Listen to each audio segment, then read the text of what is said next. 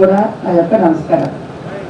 ముఖ్యంగా ఎవరైనా సరే ఒక నాయకుడు సుదీర్ఘకాలం నాయకత్వంలో ఉన్నారు, దేశాల్లో వివిధ పదవుల్లో ఉన్నారు అంటే అది మామూలు విషయం కాదు. అది వాళ్ళ యొక్క మహోన్నత వ్యక్తిత్వానికి నిదర్శనం. ఎవరైనా సరే నాయకులు ఏదైనా ఒకసారి ఏదో టైంలో ఓడిపోవచ్చు, ఎంత గొప్ప నాయకులైనా సరే. కానీ బాబు జగజ్జీవన్ రామ్ గారు ఒక్కసారిగా ఓడిపోకుండా 50 సంవత్సరాల పాటు సుదీర్ఘంగా రాజకీయాల్లో ఉండి అనేక కేంద్ర మంత్రి పదవులు చేపట్టి దేశానికి ఉప ప్రధానిగా కూడా వారు పదవిని అలంకరించారు. అలాంటి గొప్ప వ్యక్తి గురించి ఈనాటికి చెప్పుకుంటున్నాము, దేశం మొత్తం ఉత్సవాలు జరుపుకుంటున్నాయి అంటే కనుక వారి యొక్క ఉన్నతమైన వ్యక్తిత్వానికి ఇది ఒక తార్కాణం. కాబట్టి ఈ సమావేశానికి చేసిన మీ అందరికి కూడా చెప్పాల్సింది ఏంటంటే, ఎంతో మంది నాయకులు, ఎంతో మంది మనం ఎన్నిసార్లు ఉత్సవాలు చేసుకున్నా గుర్తు ఉండే నాయకులు కొంతమంది, అలాంటి వాళ్ళలో మనం అంబేద్కర్ గారు, జగజ్జీవన్ రామ్ గారు, అలాంటి కొద్దిమంది నేతలు మనకి ఉన్నారు.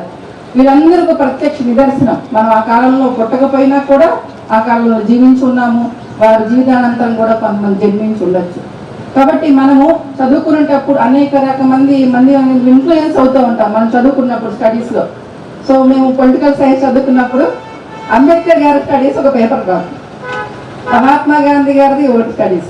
అంటే మనము నాయకుల గురించి చదవాలంటే మామూలుగా ఏదో చెప్పుకుంటే సరిపోదండి, వాళ్ళ జీవితాన్ని మొత్తం చదవాలి.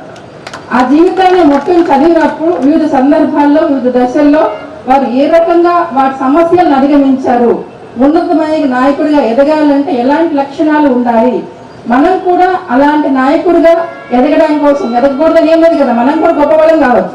అలాంటి గొప్పవాళ్ళం కావడానికి మనలో ఎలాంటి మార్పులు చేసుకోవాలి, మన వ్యక్తిత్వంలో ఎలాంటి మార్పులు చేసుకోవాలి, మనం చదువులో కానివ్వండి, సమాజంలో కానీ మన పాత్ర ఎలాంటి పాత్ర పోషించాలి అనే విషయాలు మనం తెలుసుకోగలిగినప్పుడు వాళ్ళ జీవితాల నుంచి మనం పాఠాలు నేర్చుకోవాలి.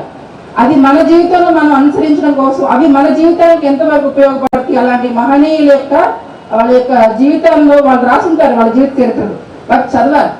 నేను అంబేద్కర్ స్టడీస్ చదివాను, గాంధీయన్ స్టడీస్ కూడా చదివాను. గాంధీ గారిది అంబేద్కర్ ఇద్దరిది గారు చదివాను. వాళ్ళు ఊరికనే ఏమి నాయకులు ఎదగలేదండి, ఎన్నో సమస్యల్ని అధిగమించి ఆ టైంలో వాళ్ళు ఎలా ప్రవర్తించి ఆ సమస్యను అధిగమించి గొప్ప నాయకుడు ఎదగడం కోసం వాళ్ళ వ్యక్తిత్వాన్ని వాళ్ళు ఎలా మలుచుకున్నారు, ఆ సందర్భాన్ని బట్టి వాళ్ళు నాయకులుగా ఆ రోజు ఎదిగారు. లీడర్ అనే వాళ్ళు ఊరికనే ఎదగరండి, వాళ్ళ వ్యక్తిత్వంతో ఎదుగుతారు. ఆ వ్యక్తిత్వం మంచిదైనప్పుడు సమాజంలో అందరూ గుర్తింపు లభిస్తుంది, తర్వాత ఉన్నత పదవులు వాళ్ళని అనుకరిస్తాయి. కాబట్టి మనందరం కూడా ఆ మహనీయుల యొక్క త్యాగాలను కానీ ఆ మహనీయుల యొక్క జీవితాలను మనం ఆదర్శంగా తీసుకొని మన జీవితం కూడా ఉన్నతంగా ఎదగడం కోసం మనం ఏ రకంగా మన జీవితాన్ని మలుచుకుంటామనే దాన్ని మనము నిర్ణయించుకోవాలి. కాబట్టి ఆశయాల సాధన కోసం పాటు సమాజంలో మనం ఉన్నత వర్గాలుగా మన వాళ్ళందరూ కూడా ఎదగాలని పోరాడటం తప్పులేదు, పోరాడాలి కూడా. ఇప్పుడు ఈ రకంగా మనం అనుకుంటాం అందరూ మా అంబేద్కర్ గారు కేవలం కొంతమందికి చేశారు అని అనుకుంటారు. కాదండి, మహిళలందరికీ ఆయన చేశారు. ఎందుకంటే న్యాయశాఖ మంత్రిగా ఉన్నప్పుడు మహిళలకు ఉపయోగపడే అనేక చట్టాలను ఆయన చేశారు, చాలా మందికి తెలియని విషయం. కాబట్టి ఇలాంటి వాళ్ళందరూ ఏదో ఒక వర్గానికి, ఒక మతానికో, కులానికో, ప్రాంతానికో సంబంధించిన నాయకులు కాదు, వీళ్ళు దేశం మొత్తానికి సంబంధించిన నాయకులు. కాబట్టి వాళ్ళని సమూలంగా మనం వాళ్ళని గుర్తించి గౌరవించి ప్రతి ఒక్కరూ జీవిత చరిత్ర చదివినప్పుడు వీరందరూ కూడా ఒక్కసారి మీరు చదివినప్పుడు తప్పకుండా తెలుస్తాయి. మహిళలందరికీ వీళ్ళందరూ లాంటి నాయకులు చాలా గొప్ప ఆదర్శమూర్తులండి.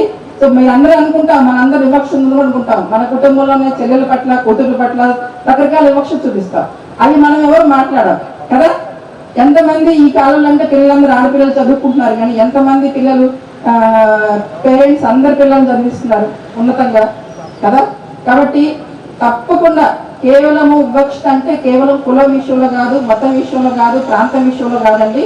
అన్ని రకాల వివక్షతని మనం వదిలిలాడే మనం సంపూర్ణమైన వ్యక్తులుగా ఎదగలుగుతాము.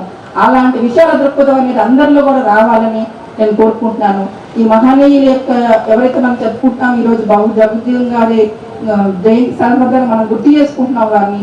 ఇలాంటి యొక్క మంచి లక్షణాలను మీరు అందరూ ఒక్కసారి గుర్తెరగాలని కోరుకుంటున్నాను. వీరు కేవలం ఒక మంత్రి కాదండి, అన్ని శాఖలు మంత్రిగా చేశారు. దాదాపుగా చెప్పాలంటే మొదట కార్మిక శాఖ మంత్రిగా చేశారు, తర్వాత కమ్యూనికేషన్ శాఖ మంత్రి గారు, తర్వాత రవాణా రైల్వే శాఖ మంత్రి, రవాణా కమ్యూనికేషన్ శాఖ, కార్మిక ఉపాధి పునరావాసం, ఆహార వ్యవసాయ శాఖ మంత్రిగా, రక్షణ శాఖ మంత్రిగా, నీటిపారుదల శాఖ మంత్రిగా, ఈ రకంగా తర్వాత ఉప ప్రధానిగా అనేక రకాల ఉన్నత పదవుల్ని వారు అలంకరించడం జరిగింది. కాబట్టి ఆ పదవులు అనేవి వాళ్ళ యొక్క వ్యక్తిత్వానికి వచ్చిన గౌరవం అన్నమాట కదా. కాబట్టి మీరందరూ కూడా ఈ మహనీయుల యొక్క జీవితం చదివి ఉన్నతంగా ఎదగాలని నేను కోరుకుంటున్నాను. ఇంకా జిల్లా వ్యవహారానికి వస్తే మీరు చాలా సమస్యలు నా దృష్టికి తీసుకురావడం జరిగింది. ఒకటేనండి, పిల్లలందరూ పేద పిల్లలే గవర్నమెంట్ స్కూల్స్కి వెళ్తారు, అంతే కదా. ఉన్న వాళ్ళు డబ్బున్న వాళ్ళందరూ ప్రైవేట్ స్కూల్ పంపిస్తారు. అది ఏ కులమైనా, ఏ మతమైనా, ఏ ప్రాంతమైనా, ఏదైనా కానివ్వండి, అంతే కదా. మనకి బీసీ వెల్ఫేర్ ఉన్నాయి, సోషల్ వెల్ఫేర్ ఉన్నాయి, ట్రైబల్ వెల్ఫేర్ ఉన్నాయి, మైనారిటీ వెల్ఫేర్ స్కూల్స్ ఉన్నాయి. అందరు కూడా ఎవరైనా సరే కొంచెం అంత ఆదాయం ఉన్నవాళ్ళు, చదివించుకోగలిగిన శక్తి ఉన్నవాళ్ళు, సామర్థ్యం ఉన్నవాళ్ళు ప్రైవేట్ స్కూల్స్కి పంపించుకుంటారు. కానీ గవర్నమెంట్ స్కూల్కి వచ్చే అందరు పిల్లలు కూడా ఆ అవకాశం లేని వాళ్ళే. కాబట్టి పిల్లలందరికీ మంచి ఆహారం అందాలని, వాళ్ళకి అన్ని వసతులు అందాలని చెప్పి కనీసం వారంలో 4 రోజులన్నా ఏదో ఒక స్కూల్ నేను సందర్శించి తప్పకుండా ఆ పిల్లలకి మంచి ఆహారం అందాలని నేను చెప్తాను.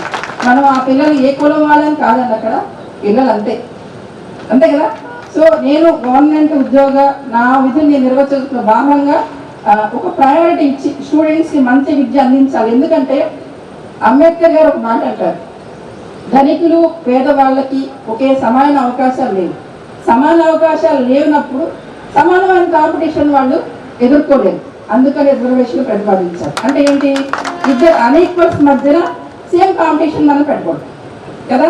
ఇద్దరు సామర్థ్యాలు ఒక రకంగా లేవు. ఎందుకని ఒక మంచి కార్పొరేట్ స్కూల్ చదువుకుంటారు, ఇంకొక ప్రైవేట్ స్కూల్ చిన్న చిన్న స్కూల్ చదువుకుంటారు. ఇద్దరి మధ్య ఒకే ఎగ్జామ్ పెట్టినప్పుడు ఇద్దరు సేమ్ కాంపిటీషన్లో ఉత్తీర్ణులు కాదు. అందుకని వారు ఏమైనా ప్రతిపాదించారంటే 10 సంవత్సరాలు పాటు ప్రభుత్వం విద్య, ఆరోగ్యం అందరికి సమాన అవకాశాలు కల్పించుకున్నారు.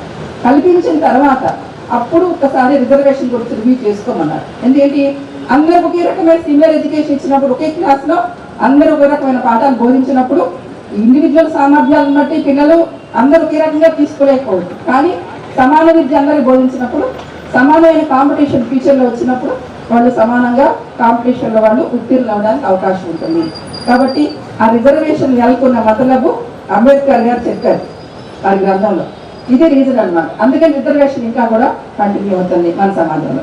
కాబట్టి తప్పకుండా పిల్లలందరికీ మంచి విద్య అందించాలి. అదే రకంగా మంచి ఆహారం అందించినప్పుడు వాళ్ళ ఎదుగుదలకి ఏదన్నమాట, పిల్లలు 17-18 ఇయర్స్కి మంచిగా గ్రోత్ ఉంటుంది, బోన్స్ గ్రోత్ ఉంటుంది, ఫిజికల్ గ్రోత్ ఉంటుంది, మెంటల్ గ్రోత్ కావాలన్నమాట ఈ వయసులో. అందుకని పిల్లలకి మంచి ఆహారము, మంచి సదుపాయాలు కల్పించిన